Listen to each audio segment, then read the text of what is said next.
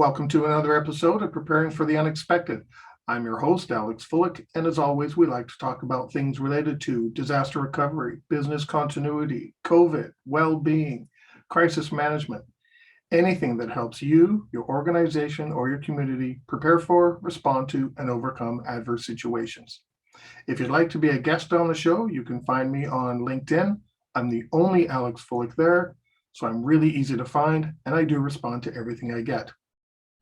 One quick announcement, I will be speaking at the Continuity Insights Conference, April 25th to 27th in Louisville, Kentucky.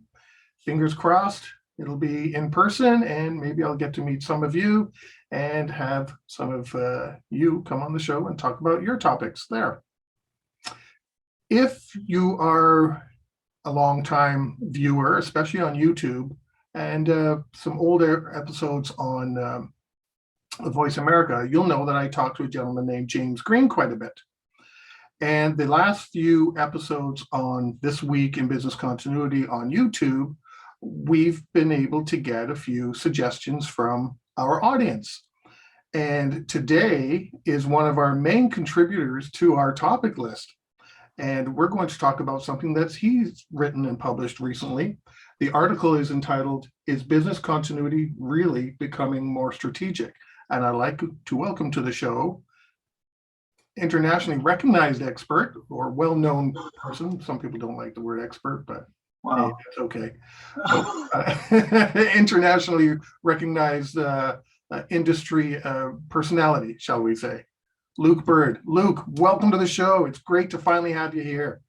Thank you, Alex. That was massively too kind. I don't think I've ever been described ever as an expert before, and I don't consider myself to be one. In fact, I always become a touch suspicious when someone else describes himself as an expert, to be honest. We're always learning and growing. This feels like such a surreal moment for me because like the last few years, like we said offline, I've kind of been just an avid audience. Like this has become my TV soap in a way, like when I'm running on my podcast and kind of talking to the radio or the TV, and it just keeps me interested and hears new voices. And when we were talking before, the countless hours of content that you've coordinated and delivered, and I mean more recently with James, who, like I said, has a very, very intellectual but very playful way at prodding the bear of consistency and asks why. And I think that's a really healthy thing to do. And I always enjoy you guys chewing the fat and talking these things out, especially how difficult it is to get across papers and have an opinion on everything that's moving so fast with everything that's online today. So yeah, this feels like a big moment for me to finally be on the box with you. One day maybe I'll get the two of you on and I can really, really start to ping some ideas out here. But thanks for your time, I appreciate it. Oh, I'm glad to have you here. And I've always told people to reach out too. And you reached out by sending James and I some topics to talk about. And we have every time, and I'm hoping there will be one for our next episode that we can touch on as well. But to finally have you come on, I'm quite happy about. Now, before we get too far, I know some people may know who Luke Bird is, but considering we have people around the globe listening and watching, can you take a minute or two just to tell us a little bit about yourself and what you do and how you got into this crazy industry? Well, I was thinking about this earlier, and I'm quite excited to sort of break away slightly from the standard response you get. So first of all, for those that have never heard of me before, then well done, because I'm quite annoying online in this vacuum of a community. But my name's Luke Bird. As you know, I'm currently on the global board of directors for the Business Continuity Institute. I won a global award for best newcomer quite some time ago now, for the industry, for being sort of one of the newcomers. Don't know if I've ever really lived up to that expectation from day one, but I keep trying. And then I help run events at the Scotland chapter for we try and work with other professional institutes and try and do joint events in Scotland to get the professional community the content that they need in my local space. And on top of that, I'm a really passionate, avid blogger, researcher,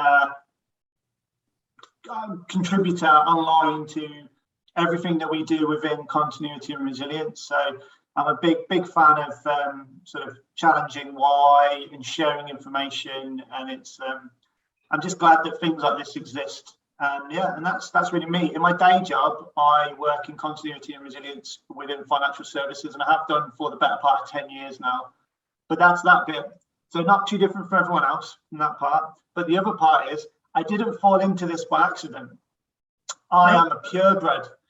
I am obviously I'm still a relative baby in this industry by everyone else's standards. I think I'm the youngest director on the BCI board they've ever had in 27 years. So I'm a young guy, but I went to university straight out of school, more or less, and I studied business continuity for 4 years and did a year in industry practice. And then I went straight into a business continuity role, emergency planning and disaster management with business continuity, and then eventually evolved fully into private sector business continuity. So I've done 2 degrees in business continuity. I've done over 10 plus 12 plus years now in business continuity to some extent. And so there was no accidental thing. This was a conscious career choice of a 19, 20-year-old. And I don't know why to this day it was, but that's how I ended up in this space. So yeah, not by accident, but by a young person's choice, a completely uneducated choice, but here we are.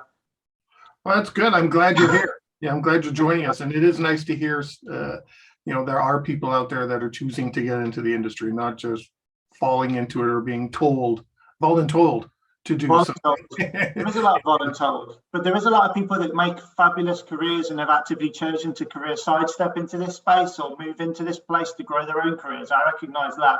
But I think what is unusual and has only been more common in my generation is that people that have come out of the blocks exclusively from an academic practice and then moved into the professional community as essentially a one-trick pony.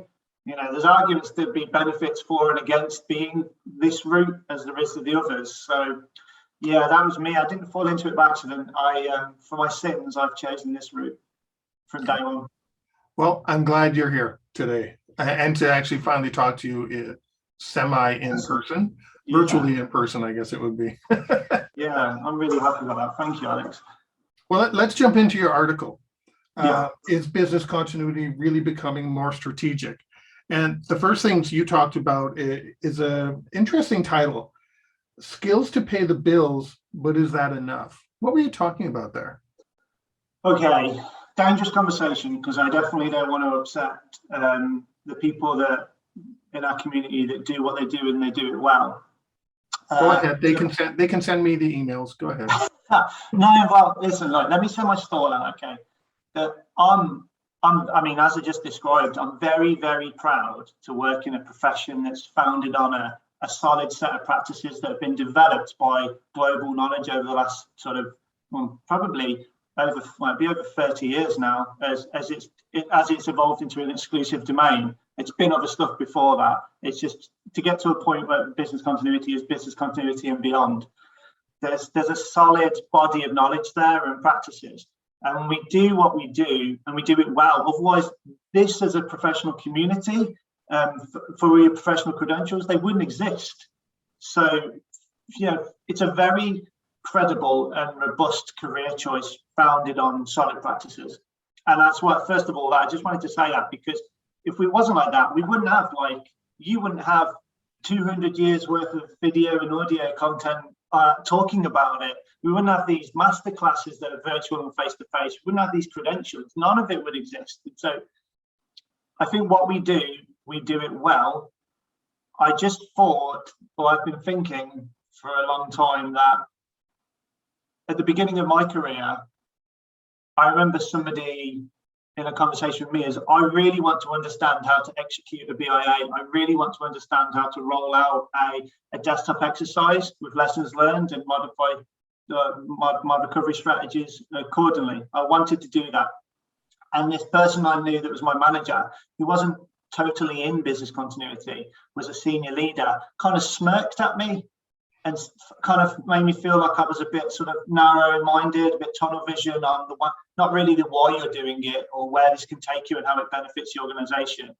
They just sort of said, why do you need to be really, really, really good at that one thing? I mean, the reality is it was my job and I had to be good at it, right? You know, that's what we do. So my heart and my energy and passion was devoted to try to understand how to be good at my job like most people.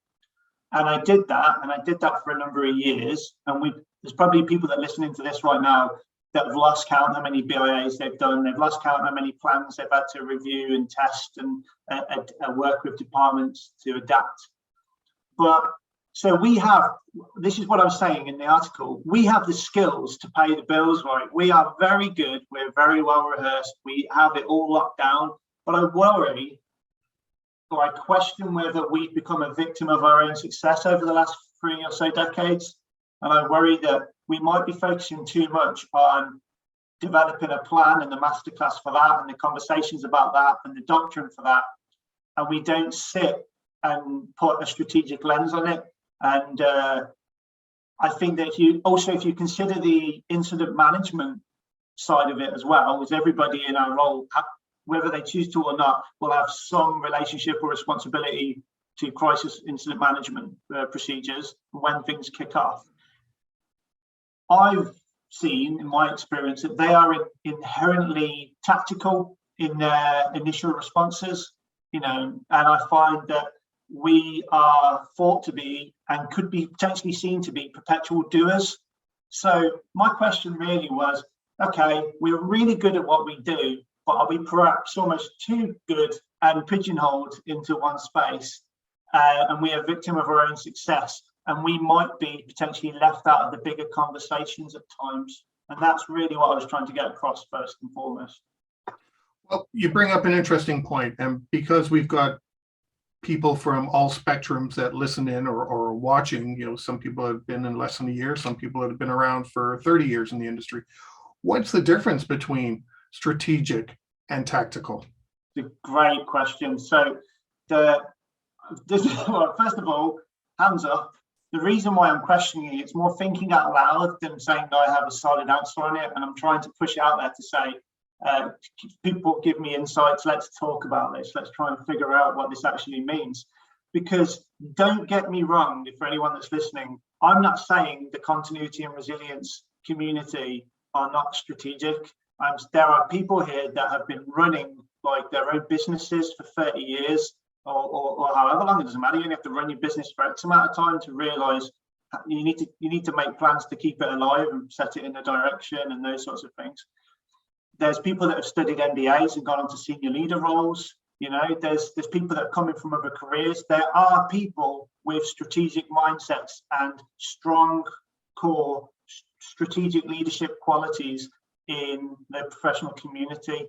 That's fine. I just feel that the bulk of the conversation is on the doing of stuff. And so much so that the initial part of my career, I kind of got frustrated with anybody that didn't want to talk about delivering the key core deliverables. I called it chasing butterflies. I used to get really annoyed at these people that be like, what about this? What about this? What about this?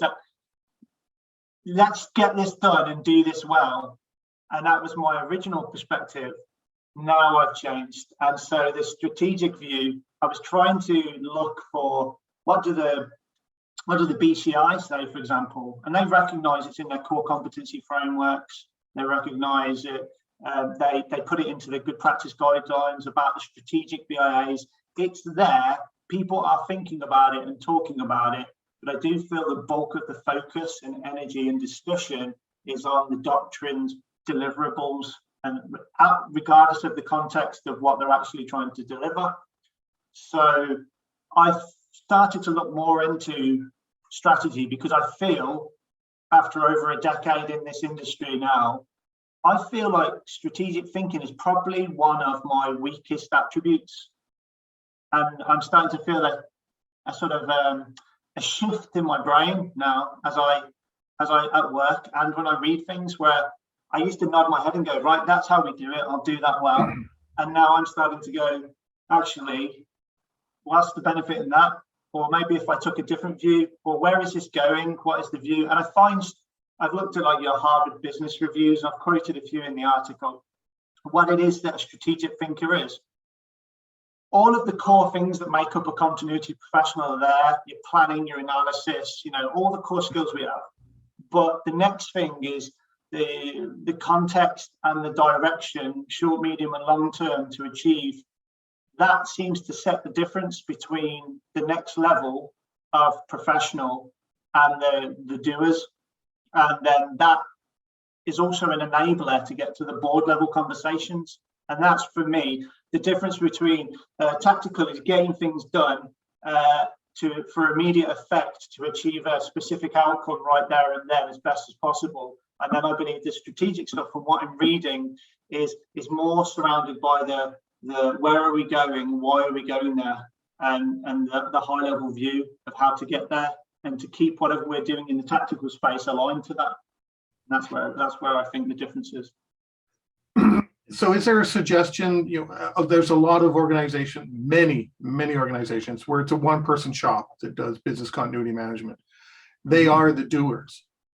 Is the suggestion then to, while you're doing and focusing on these deliverables, taking a step back every so often to see further ahead and be thinking a little bit differently, not just getting stuck in a loop of maintenance? Okay, review the BIA. Okay, let's validate. Okay, let's do the findings report next year. Okay, let's look at the BIA. Let's do this. Getting stuck in a loop of doing the same thing over and over again, but saying, also looking, if we're doing this annual review over and over again, we have to be moving forward somehow. And this is where we need to get to, using both parts, because otherwise you're not suggesting, at least I'm not interpreting this way, that a BC doer professional all of a sudden stops doing and just starts thinking, strategically. You're not suggesting that, right? No, not at all. The thing is, like I say, we wouldn't have a solid community across multiple professional institutes and decades of best practice. We do what we do really well. What I found is a lot of the conversation I've read and seen over the last 10 years is conversations and webinars about getting buy-in from the board, and how do we get buy-in for this, and how do we, top-down buy-in, and you sort of go, okay, so if we keep continuing to present things like that at conferences and various webinars, that's quite telling. It's like there's not a real specific way to apply what we do and what we do well to try and give practitioners a view of how they could best align it, or think of ways to try to align it to the strategic thinking of their leadership team, so that will enable them to have more fruitful conversations, more budget, and make their business continuity management systems more effective. Give a quick example. I did a lot of the ISO 22301 implementations for clients, so the business continuity management systems. And through that time, I would go site to site over the course of like 3 or so years, I think, and I would deliver. I would go around the businesses coordinating BIAs. I would interview. I would get that together, and really, most of the time, the need for it wasn't actually to have robust plans and solid analysis and insights to deliver appropriate strategies. It was a contract requirement that stipulated the vendor must have that certification to demonstrate how reliable they were during a disruption. And so as soon as you finish the process, it was sort of rendered itself a bit redundant, or the culture wasn't really there. I hadn't developed a culture of awareness and put it into the fabric of the organization. Now, the standard actually says you have to demonstrate that, but actually, in my experience, to achieve a positive outcome of an audit for that, you only have to demonstrate that it's there at the time. And so these, the 3-year cycles, they will come back and they'll look at it, and people might not pass it again the next time. I just feel that it's not black and white. There will be continuity and resilience leaders that have strong strategic mindsets and have the understanding and the presence of mind to factor in what they're doing to the benefit of the business's direction. I totally think that's the case, but I felt as a junior professional coming through, that was lost on the audience, and we didn't factor that into the initial blueprint of what we do. And I think that should be from the ground up. It should be something in the grassroots of our approaches to say, right, you can build that house on that field, but that field's actually like a field of sand, and it's going to sink in 2 years' time. So yeah, that's what I think we need to probably think about doing. But as I say, I'm not a strategic expert, but I just have this little niggling voice in the back of my head, Alex, where I feel that there's an opportunity here for developing professionals, particularly those that are just starting out and looking to understand how to do the best approach you can take for this with your organization, and how to factor in the strategic direction and apply that thinking to maximize the full effect of the program. But that's just me. On that note, we've come to the end of our first segment. Today, we are talking with Luke Bird on the topic of, is business continuity really becoming more strategic? We'll be right back.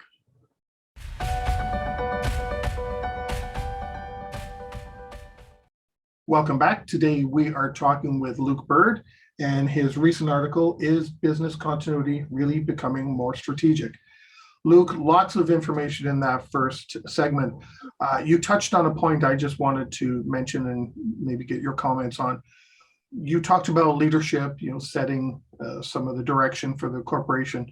So as business continuity professionals, or really anyone in general, should we be aligning our deliverables and our strategic thinking to the vision and the mission and the values that are set by organizations, right? Because the organizational leadership, I should say, because then we're actually doing exactly that. We're aligning to what they expect.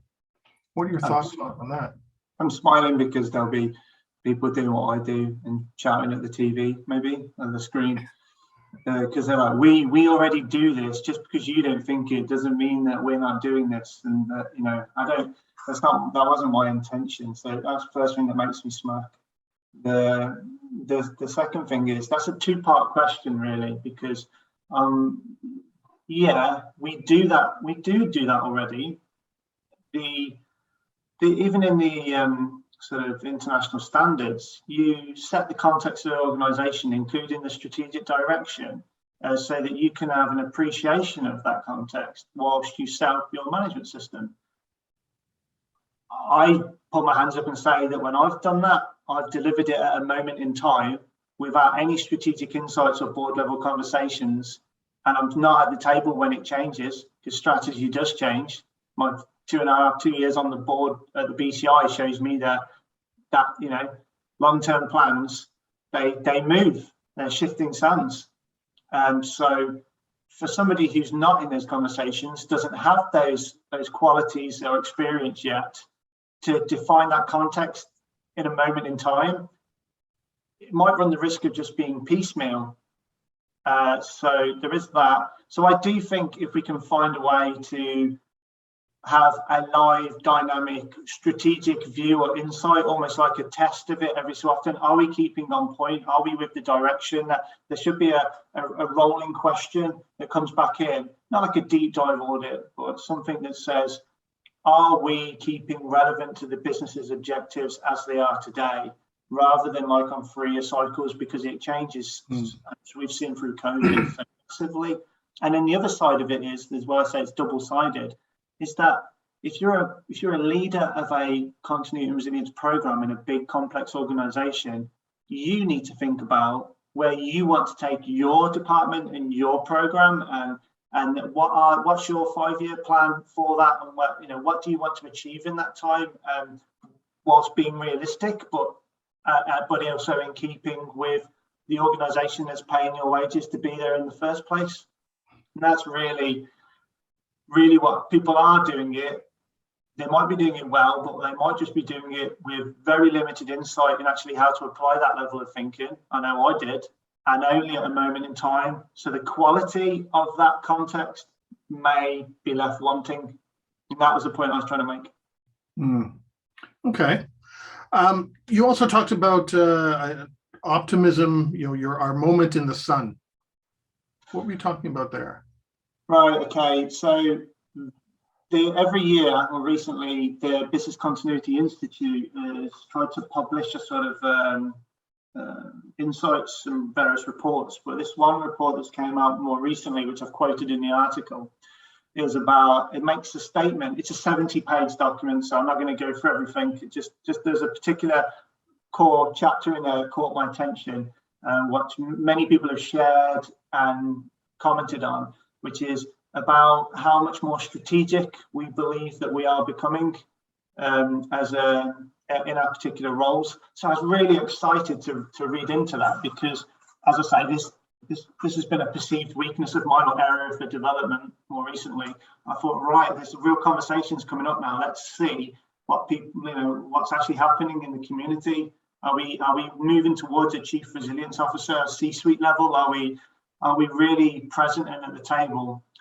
And as I read the report, first of all, for those that haven't read it, there's over 450 participants across, I think it was 64 countries. That is a fairly good sample, and across a number of different organizations and sectors and countries. I didn't take personally from the data that was in there. There was a strong view and evidence to suggest that we were becoming more strategic. It kind of felt to me like we were, celebrating the fact that we were in the boardroom a lot more recently, but there wasn't much of a statement in there to say, well, let's balance this out with we're in the boardroom at the moment because the world's on fire with COVID, and we coordinate the incidents. We're getting a significant amount more airtime than we've got in a long time. We'll know, anyone that's been in this industry, this type of job, for any more than a couple of years will know, when something's kicking off, you are front and center. The board want to see the whites of your eyes, and they want you to help them steer the course. So as soon as that's done, normally these are big bang events, and as soon as everyone's taken a breath and it falls back into the operational domain, most of these places get typically put back in their box. A BC manager or a DR manager will use that in their back pocket to reference when it comes to discussions about budgets and things like that. But they ultimately, I feel like that's you get a moment in the sun, and then you typically get put back in your box until the next big bang. This, you've had a real long period of time where you've been, and it would be easy to assume that you've become more strategic because you're sat at the table. But I do wonder when soon, hopefully when this is all over, that will we get put back in our box? So there's a lot of people in that report. The question is framed as, do you view your role as more operational or strategic? And a certain percentage believe that they view their role. So it's a Business Continuity Professional Institute's report asking continuity and resilience professionals in a 2-year period where they've probably been at the board more than they've had in their entire career, whether they feel more strategic. And I just felt when I read that, we might be high-fiving ourselves a little too early. And if anything, we shouldn't be saying we are more strategic. We should be calling out the fact that this is, I think James alluded to this actually, James Green, it's a massive opportunity for the profession to, the door's open, we've got our foot in the door now, they see our faces, they know our names. We run the risk of falling back into the rest of the organisation. Is there a framework or a direction that we can take to keep ourselves life beyond COVID, keep ourselves relevant within the strategic conversations at the leadership level. And that's why when I read that report, I disagree to an extent, because I think that it's easy to assume that you've become more strategic because you're very useful at this moment in time. Wouldn't it also depend on how it's presented and viewed at the board? Who is presenting? Because a lot of people in these organizations, like I mentioned earlier, are a one-person shop. So they may do a 2-3 page quick status report of what's happening, let's say right now in COVID, and what they're doing with business continuity. It gets funneled up to a senior director or a vice president who speaks about it for a while. So really, the business continuity person isn't really at the board table and getting that, isn't being noticed by the executive team, because someone who's already at the table is just giving a quick 5-minute update. And then to your point, after that, it goes away. So really it's not a change. It's just the same thing. Yeah, it's the pathway to, you're right. I've been frustrated many times where you're like, there's 2 or 3 rungs of management that proofread your slide into 3 bullet points, and then it's a 30-second gambit at the top. And that's the reality of it. Finding the opportunity is finding the pathway through, developing ourselves as a profession to navigate that, because everyone else has to navigate to get to the top table. So we need to match pace with those groups to sort of promote how relevant we are. Yeah, I agree. I don't think it's as easy as just getting to the table. There are so many other layers and facets in there, and a lot of times what we want to convey gets watered down by our boss or our boss's boss. It's like, oh, we can't tell the team that, and our message gets watered down, and we really, for many, you may not even have a moment in the sun. It's more of, oh, okay, that's fine, good, onward we go.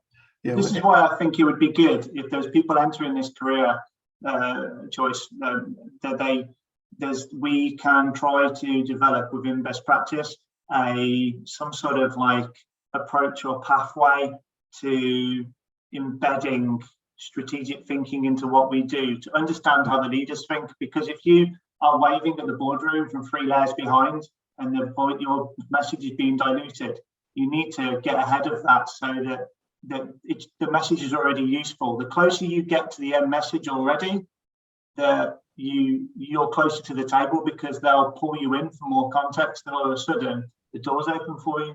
That's my experience so far anyway, because I found there's a big gap between, I'll develop this huge program, loads of detail, loads of data, loads of insights, 3 bullet points said by someone else that I've never spoken to before. So, well, yeah, and that's another problem right there. A lot of times we don't have the experience in talking to somebody or a group of people on that level. Yeah, we go into too much minutia and detail, and I know from my own experiences, good and bad, you can't go into a lot of that information. A business impact assessment, we did this and then this, and all this C-suite people will look around going, who the hell cares? I don't care what that is. Somewhat. So there's a gap there in the training too, of how we talk to these different audiences. Yeah, I would like that. I would have liked that insight. I feel like I'm a bit late to the party on that. I'm doing a lot of backward homework now to understand how to. I know we do the elevator pitch and everything else, but your messaging is. I mean, my last few years particularly, that's given me some serious insight into trying to perfect that and get closer to the message at the top to benefit. Well, luckily I took some project management, program management courses and some experience to learn how to talk with people on the upper ends, shall we say. And it's very different than if you and I were talking. It's very different. It'll be interesting to see what courses. You have to send me the link. I'd like to see them. Anything that can help. School of Hard Knocks. That's what it came down to. So we've only got a minute or two left in this segment because I do want to save our last segment for another topic. We're going to change gears and talk about mental health in the industry, something I know is important to you. So the last question I just want to quickly ask is, what are some of the things we could start doing, those of us that are struggling to think more strategically? What are some of the things we can do right now in changing our ways or enhancing our abilities, shall we say?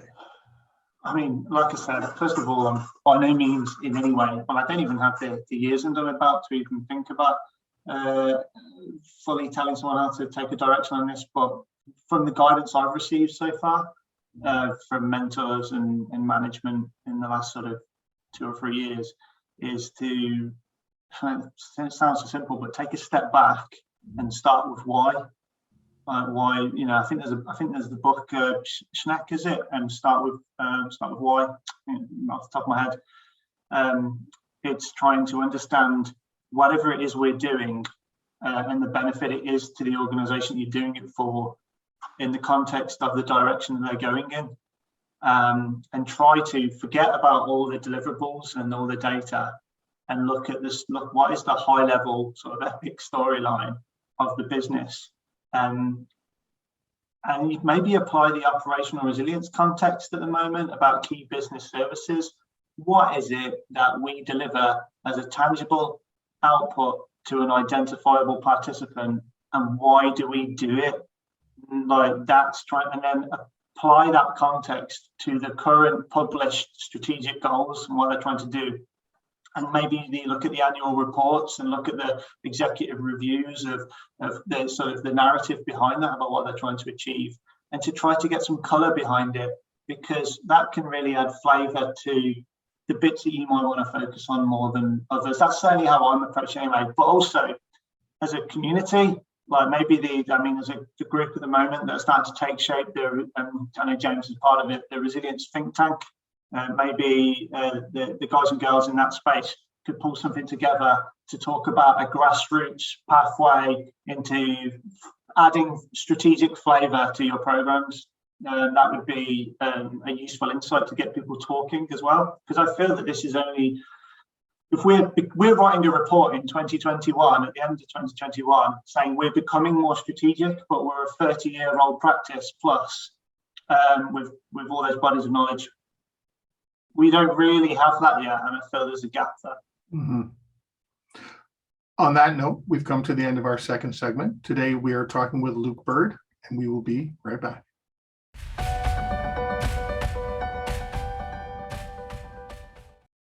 Welcome back. Today, we are talking with Luke Bird. Luke, we're going to change topics a little bit because I know there's an important topic you want to talk about, and that is mental health in our industry. Yeah, thank you. So where to start?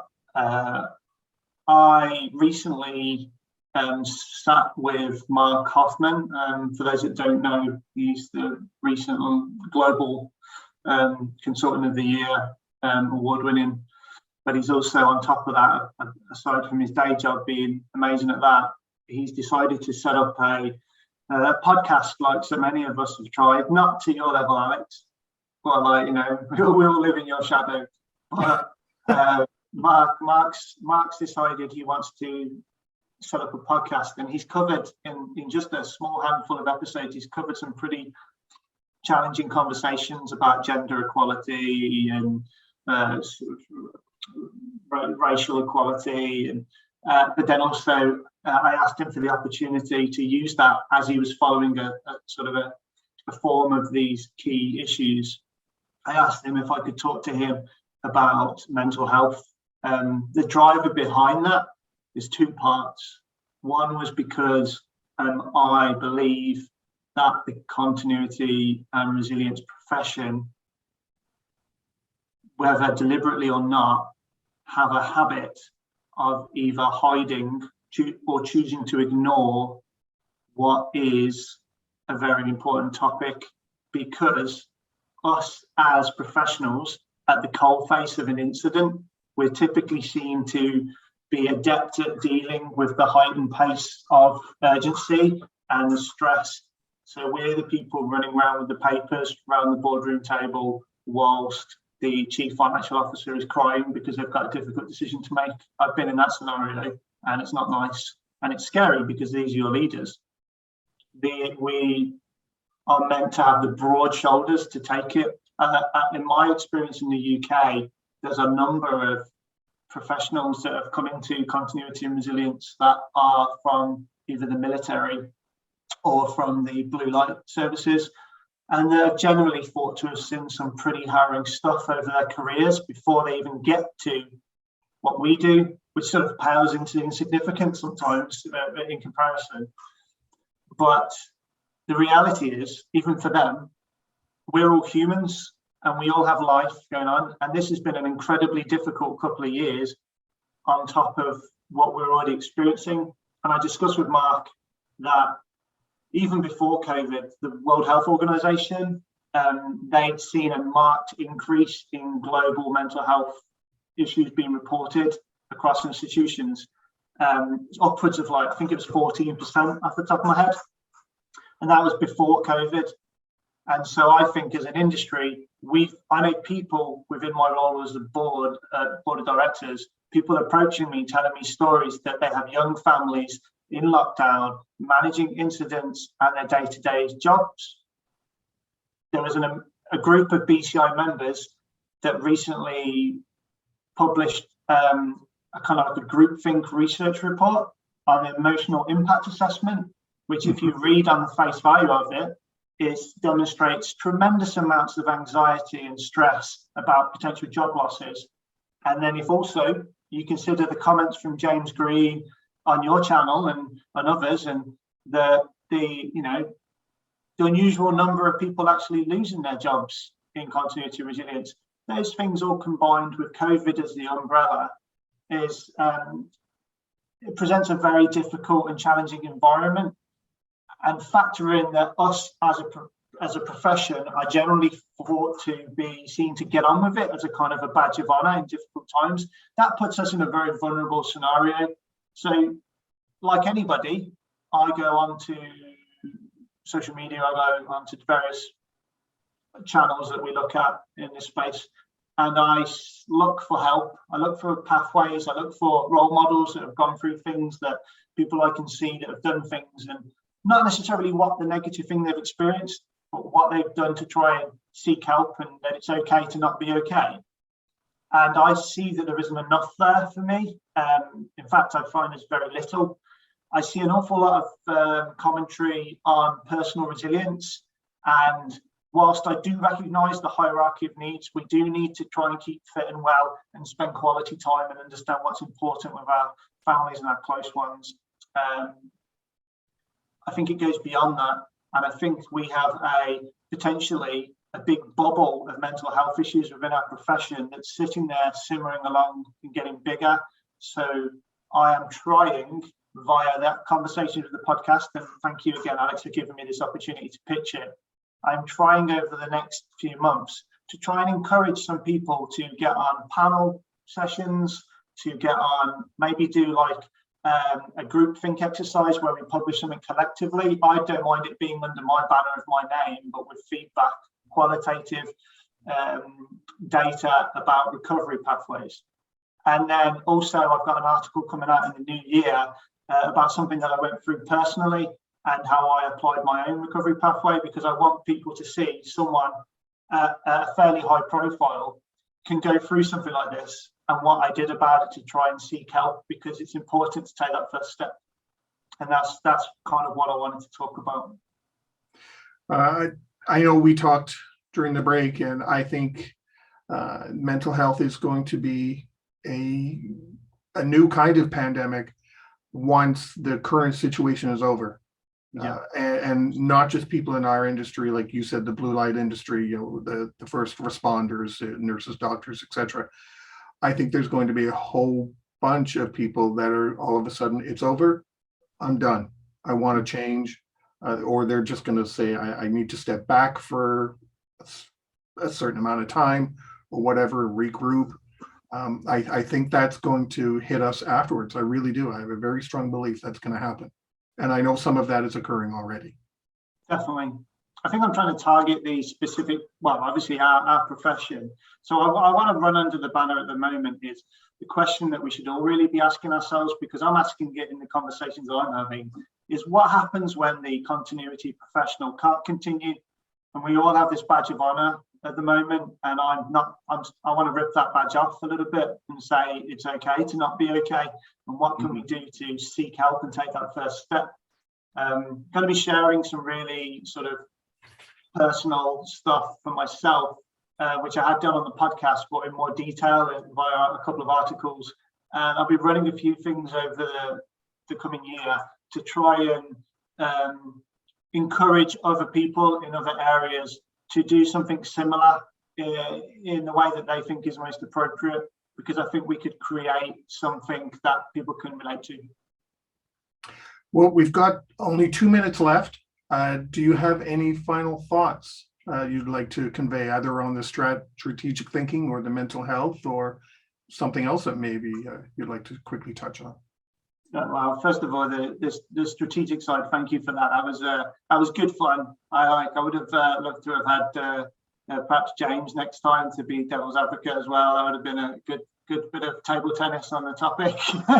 Careful what you wish for. I always enjoy it. He doesn't hear me when I speak normally on there, so I'd be interested to see if I could deal with the responses.